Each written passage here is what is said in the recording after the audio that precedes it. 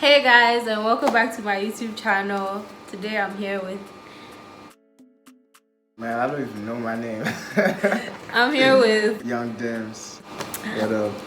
Adam. I don't know your last name, but this is Adam. You don't need to spell my government name like that. Come on, man. He is a student, a Ghanaian, a producer, a musician, an artist. all-around artist. Sorry, I'm not used to calling you DEMZ. Yeah, it's fine. I'm really not used to it. So. It's called. Where did you grow up? I grew up in Tema, one of the biggest cities in Ghana. I grew up there till I was 7, and when I was like 7.5, 8-ish, I moved to Uganda. Then stayed there for a couple of years. Tema, Uganda. Years, like around what years were you in Uganda?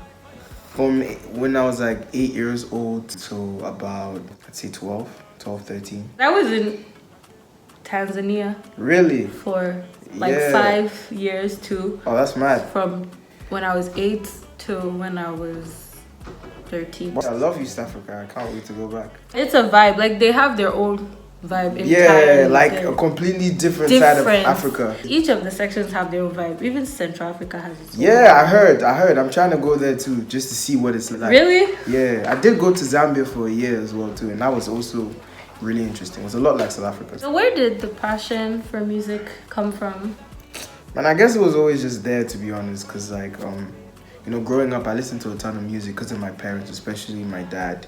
He was like a music head when it came to like listening to albums and stuff. So I used to listen to tons of music, and I started playing instruments when I was 13, 14. So yeah, that's when it started to happen. Like I started to like music. So I take it your dad is very supportive and... Yeah, he is. He's supportive. I mean, of course, like school over everything, he's very supportive, and he wants me to go and like, get signed by a good label. What's or who inspires you? Man, there are like a lot of people. Non-musically, I have to start with Kwame Nkrumah, because he's like a Ghanaian icon. Do you know what I'm saying? Like he believed in just one love in Africa, and that's basically how I've been like my whole life, because I've been around tons of Africans in different backgrounds, and there was never a divide. But musically speaking, I mean, I love Black, 6 like Black, yeah. It's like the person who kind of pushed me to take music a bit more seriously. Kanye West, I mean, because like who doesn't like Kanye's music? It's fire. And there are people. Yeah, they're all crazy, man. They're capping. R2Bs, Sarkodie, Kill Beats, like Wizkid. Like yeah, I have a lot of inspiration, but of course, like I definitely see Black as like the person that made me want to do like music for sure. So I take it as more people that inspire you more than like a goal or like, because I said what or who. So you could also... Well, with what? I mean, I'm just like, I'm a creative, and what inspires me is that like, in Africa, we're always like pushed to do certain like occupations, especially in this part of the world where like, everyone's kind of centered towards like a desk job. But then I want to see a point where like people could do something creative and just like make some money off it. It's just like I want to see a day where like a producer or a songwriter would be making a subtle living off of like their craft. So I think that's what just really pushes me to do what I do. What are some pieces of your work that you would call achievements? There are lots, I have to say most of the songs on the We Outside tape that I did with Ground Up is like probably the biggest one, because it's like, I hear the music everywhere now. When I turn on the radio, walking past somebody's room, like, so yeah, it's definitely a big deal. And also, I think doing One Stone with Kwesi was like really big, because it became one of the biggest hip-hop songs in the country at the time. A lot of people gave me props. Is that song like 2 birds, 1 stone? Yeah. So when the song came out, I didn't expect that people would pay too much attention to like the beat and stuff, but then so much attention was put on that. So that was like a big achievement for me, I have to say. What have been some challenges you have faced? Man, I guess it's just like support and like, investment. Because like music is really expensive, and like people don't know that like you really need to put in a lot of resources. Like there's definitely talent from where I'm from, like my camp and everything, but we do need like a little bit more support, especially from like the government, because like nobody sees them doing anything for the creative industry. I haven't really had any crazy challenges like, like people stealing songs. I'm very protective with like the way I handle my stuff. Are you affiliated with any record labels, radio, A&R companies? Yeah, I mean like Ground Up is like my family. They're like a media and A&R company in a sense. So like they're the ones who kind of pick me up and just kind of show me the ropes. Yeah. So I definitely have to say that like that's the people I'm affiliated heavily with. Everything I drop is like basically ground up material. Did you ever think you would come this far? Honestly, when I first started like learning how to produce, I was like, nah, man. Like I was doing it for like curiosity's sake, because I mean I'm a musician, so learning how to produce is just kind of like just me exploring another avenue of music. I think after like Ground Up kind of just picked me up and said, yo, let's come through the studio, come be regular around us, then that's when I was like, okay, then maybe there might be hope, because Kwesi was really, I used to watch him in the studio do his thing and I'm like, nah, this guy is definitely gonna be like famous. When he got the BET award and then like I started to see the things that happened to him, I was like, maybe like we could be in that same bracket too if we just like continue working hard. So you thought you would come this far? Yeah. When I started taking it seriously, I was like, yes, yeah, this is easily achievable. I think that's for most people. Me too. If I realize that I can do it, yeah, what's seriously, then I could go that far. But, yeah. It just takes having to first do it. What and why did you choose to do the course you are doing at Webster University? Growing up, aside from just music, I've always been interested in like stuff and like learning how the world works. Like, I used to read about different countries and different systems, and like I've always wanted to understand why the world is the way it is. I study international relations. I'm always interested in people and relationships, and Do you know every time I forget? Like Adam, I forget that you're doing international relations yeah, because I don't see you in my courses. Everyone assumes like I'm like computer science. I even thought you were doing social media, like social media. I thought you were doing communication or something. Yeah, I'm minoring in media. So you're doing exactly what I'm doing. I'm minoring in media as well, but my major is international relations. Pretty much. Crazy. I always forget because this guy, I don't see him in my classes. Nah, but like we don't have the same classes all the time. My IR classes, I've had 2 this year, and I've not seen you in one of my IR classes. Yeah, I know. In my media classes. Yeah, because I took like a break from school. Oh, okay. I know we outside topped charts in Ghana. Yep. What do you have to say about like everything about? Well, you've already talked a little bit about it, but what more do you have to say about it? I mean, I was just happy with the reaction because, like, the day after we had finished mixing and mastering and we were about to put it on, I just told one of the guys, Twitch, that I think that this is going to be one of the biggest like projects to come out of Ghana this year. Yeah. And he was like, hey, are you sure? Like, I feel like it's too soon. Like, we haven't even dropped it. I was like, just wait. And then like literally like 10 hours after we dropped it, it just skyrocketed to the top. And then it was like on heavy rotation everywhere. And I think that's pretty cool because first of all, there were no like the older artists, and there was all the young yeah, exactly. It was really young artists. The age range was like maybe 18 to late 20s. Everybody and it's like in the youth. Yeah.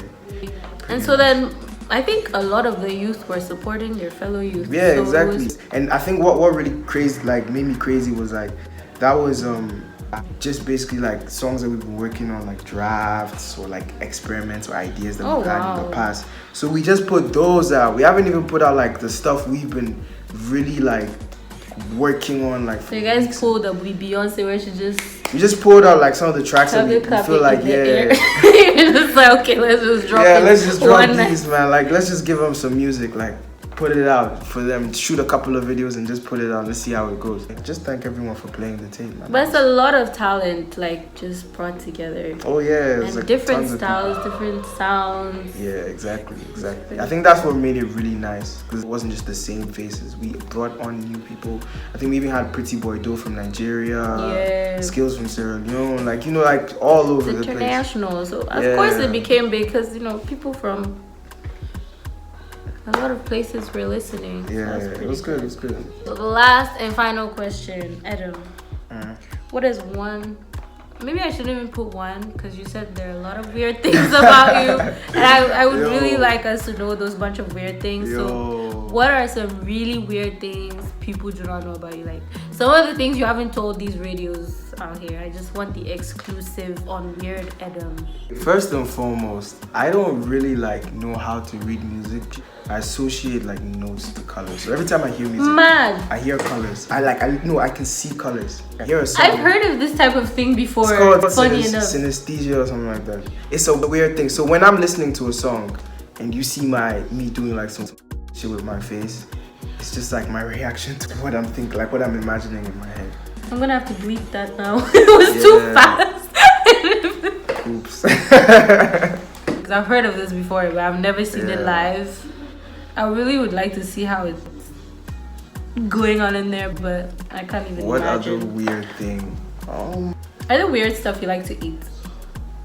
Bro, I eat everything. Have you eaten ants before? Ugandans, they like stuff. No, it's true, they do. They eat ants. So I tried it sometime. And grasshopper too, wasn't it? No, grasshopper's not weird. I eat grasshopper. Yes, it's not weird because you do that. Nah, no, but see, but I've had ants. Man, it's not bad. You fry them? They use a special tool to kind of roast them, fry them, basically. A tool. But it's a delicacy over there. Like it has to be. I mean, super expensive too. But yeah, it's pretty good. I won't even cap. I'm not gonna eat it again for sure. Why? But you said it was pretty good. I have to get over the fact that I put ants in my mouth. I don't sleep, man. You can call me at like 4 a.m. and I'm just gonna pick, or 3 a.m. I'm gonna pick up the phone. What do you think contributes to that? Like I'm probably just up doing some stupid stuff. The no sleep just comes from like my very hyperactive mind. Like my mind is always awake, so I just can't sleep.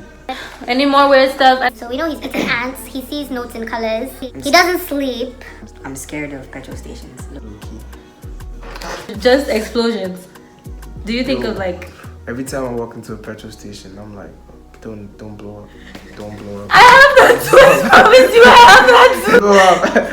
Like, oh my goodness! And the thing is that when I got to this Ghana, they now told me about that atomic. Yeah. Man, you know how every time I'm at Cell. Yo, no, I'm actually scared of scared of petrol stations and them trucks. Them big trucks. I hate being behind Edom. Funny enough, I never admit this, but I only admit it to people. I never said it on camera. I'll be sitting somewhere and I'll just think of ways to die.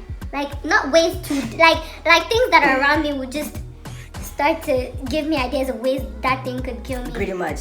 Like, I could be on my bed, right? It's a bunk bed. I'll just think, some termite has eaten some parts and it just this is a termite. Another weird thing that I do think about that's like very related to what you said is every time I walk into a room, I think of escape routes. Wow. Instantly. If something was to happen right now, I think of a way of how I'm gonna escape. So in this room, where would you escape? Probably the window. There's easily the window. There are 3 windows. I might use. See how you're cutting your head out of the video. I might use that bucket to just hit like window. Why would you hit the window when it can slide open? It's just this is just violent tendencies. When I'm in the line, like in the queue, I feel like just slapping somebody and just like running away. But I never do it. Like I've never heard of these kind of things in my life. You just stand there. Trust me, there are people who can relate. I'm telling you. Like maybe just like in a line or something, and just someone in front of you, and you just have like this urge to just like, like you know you can't because like it's not cool. I am so sure there are people out there who do feel that way, but I'm not one of them. Do you have anything to say to the people? Go stream my music. I need that streaming money. And just go listen to stuff from ground up, basically. And keep supporting and sharing YouTube. I wanted to ask if you think you had a really good year in 2019, so how you look forward to 2020? I actually did have a okay year. Musically, I've worked with some of like the biggest artists in Africa. But it's like music that's gonna come out next year, so I can't really talk about it. So yeah, like I'm very happy, like excited. But then at the same time too, I felt sick a ton of times. Yeah. And I felt sick like seriously ill like 4 times. I thought that was gonna be clearly one of your challenges. That was. But I was like, okay, if that's something you don't. Well, I mean, like I had my laptop, so I was definitely able to still produce. But like being sick just really put things into perspective. So maybe next year I'm gonna take my health like super seriously. I'm just gonna become like buff. I'm all for it, and I just pray that one day I have the passion like you, because sometimes I envy you, because it ain't easy like that. no, it's not, but you do it like fun. You literally call what you're doing like playing, like, and I could do that too, but I don't. But hopefully in 2020 I'll get better. Thank you guys for watching this video. If you liked it, give it a thumbs up. Make sure you do stream Adam's music and listen to the We Outside album. Thank you. Bye. Peace.